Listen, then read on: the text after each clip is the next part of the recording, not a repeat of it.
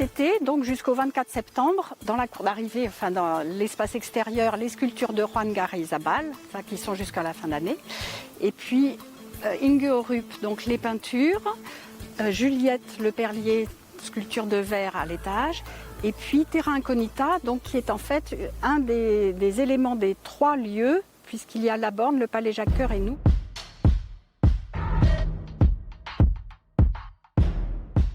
Inge Orup donc, est une peintre danoise, très connue au Danemark.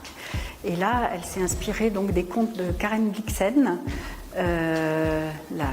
l'auteur de Out of Africa. Et voilà, ce côté très onirique et on peut se raconter plein d'histoires autour de ses œuvres. Étant danoise, il y a des couleurs assez vives. Plus on va vers le nord, plus les artistes voilà, ont envie de couleurs. Je fais de la pâte de verre, donc contrairement au verre soufflé, je fais d'abord une sculpture que je moule ensuite en plâtre réfractaire et c'est dedans que je coule le verre. Je pense au verre qui coule dans le moule et qui, à un moment donné, s'arrête parce que j'arrête la cuisson en fait et se solidifie. Donc ce que j'essaye de représenter justement, c'est cet instant un peu suspendu où le verre, à un moment donné, voilà, trouve sa place et arrête sa course comme une vague arrêtée dans sa course par le gel. Je viens d'une famille de verriers, donc j'ai toujours été entourée de sculptures en verre et je m'en suis éloignée pendant mes études parce que je voulais trouver autre chose, un médium qui me correspondait vraiment.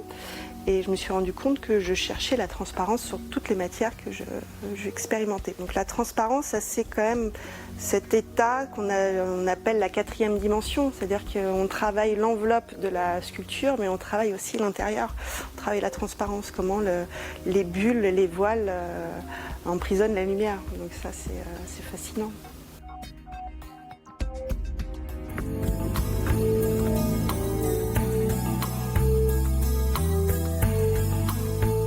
Terra Incognita, en fait, c'est un parcours dans la région.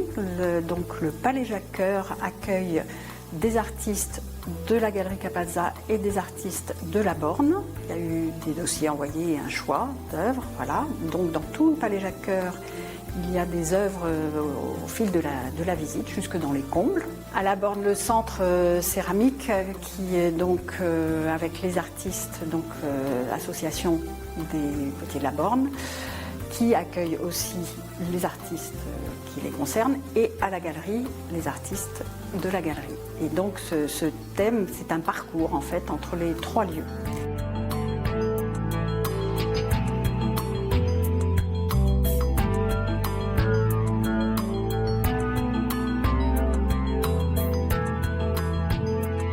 Pour l'exposition Terra Incognita, j'ai travaillé 2 formes de travail.